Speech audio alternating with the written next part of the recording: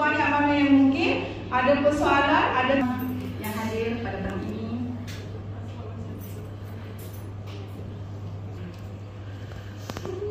Okay, sedikit saja. Saya berasal dari Labuan dan mendapat ijazah sekolah kami lah, SK Layang-Layangan yang telah melaksanakannya selama hampir 4 tahun. Guna 2 bahasa, saya akan cuba explain dalam bahasa Melayu. Dan isu saya ini adalah berkait rapat dengan penggunaan garis nombor, number lines. Okay?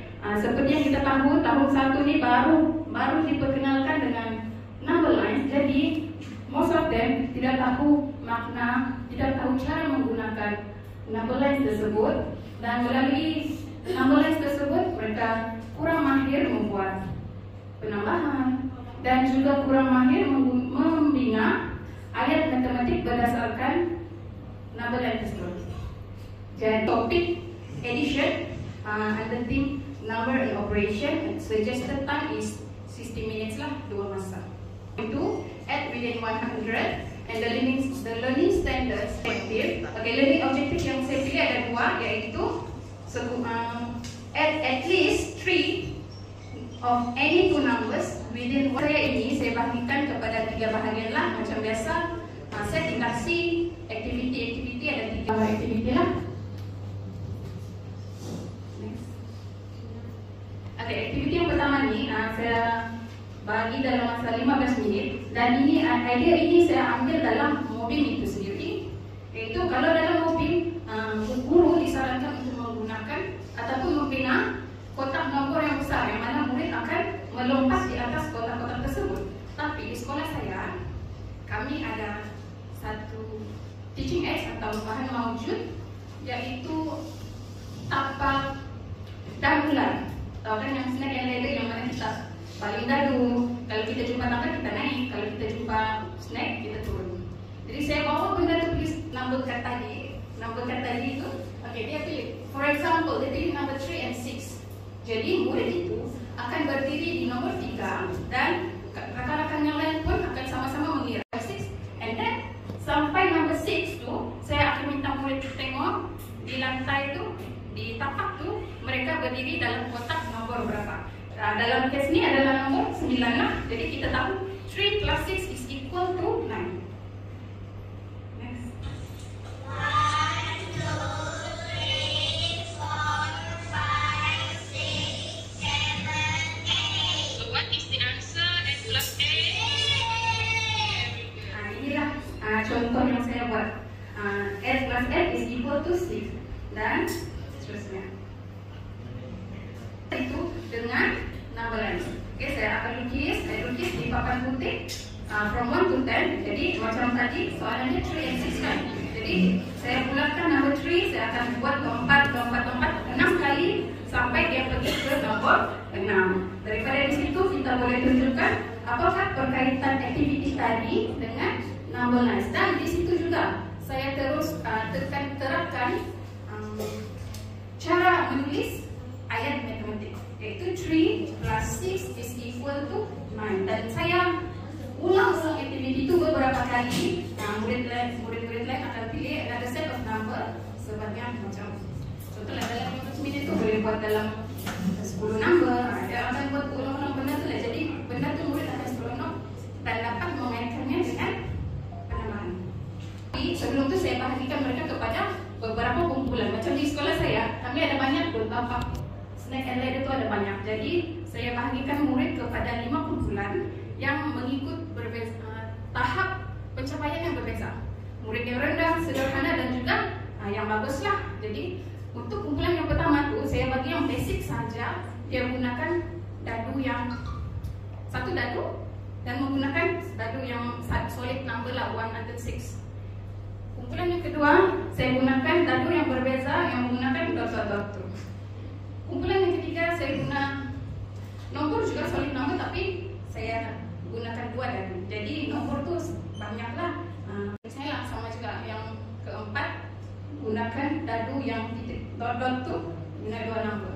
So itu perbezaan yang saya apply lah. Dan sepanjang bermain itu murid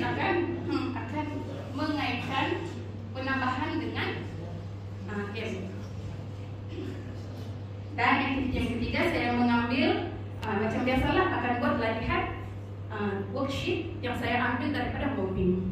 Okay? Dan untuk aktiviti ini saya ambil worksheet 12 hingga 17 dan murid menjawab secara berpasangan. Secara berpasangan mereka akan berbincang, menjawab soalan, dan bila sudah siap untuk aktiviti ini saya mulakan dengan soalan yang mudah dahulu.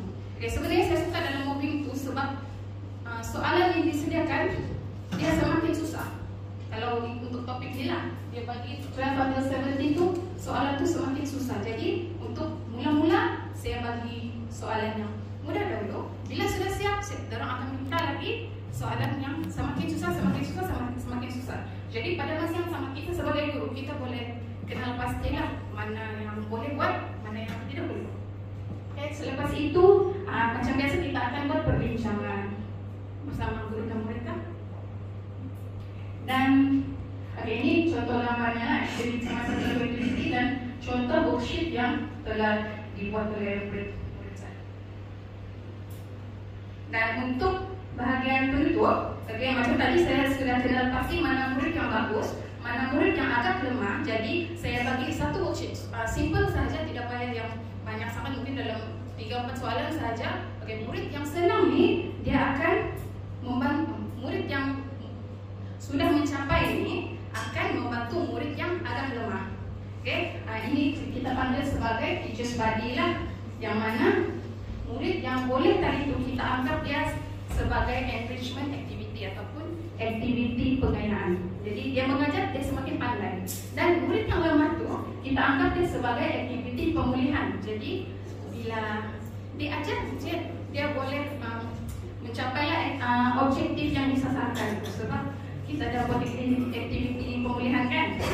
Macam biasa buat conclusion, dan selepas kelas ni saya ada buat latihan susulan menggunakan Google Classroom. Untuk murid saya ni mereka sudah biasa, kami dah biasa bagi assignment menggunakan Google Classroom. Saya just bagi soalan untuk mengenal pasti sahaja sama ada faham dan tidak topik yang dipelajari. Biasanya saya akan bagi masa dalam 2 minggu lah. Soalan senang saya bagi dalam 2 minggu. Dan mereka akan buat di rumah, kita anggap itu sebagai homework. Ini adalah respons yang saya terima lah. Saya kenal pasti murid mana yang boleh, murid mana yang tidak boleh. So implikasi yang berjaya saya kenal pasti yaitu, dalam sepanjang pengajaran ini murid dapat belajar in a fun learning approach. Ada orang bermain game, ada orang menggunakan activity hands-on, ada orang banyak berbincang, jadi mereka seronok. Dan macam biasa, orang boleh objektif kita tadi, orang boleh dapat menyelesaikan soalan matematik, soalan tambah, bagaimana membina ayat matematik dengan betul. Dan pada masa yang sama, people get to enhance their ICT skill. So kita memang latih murid ni dari tahun 1 lagi untuk belajar ICT. Kita memang tekankanlah.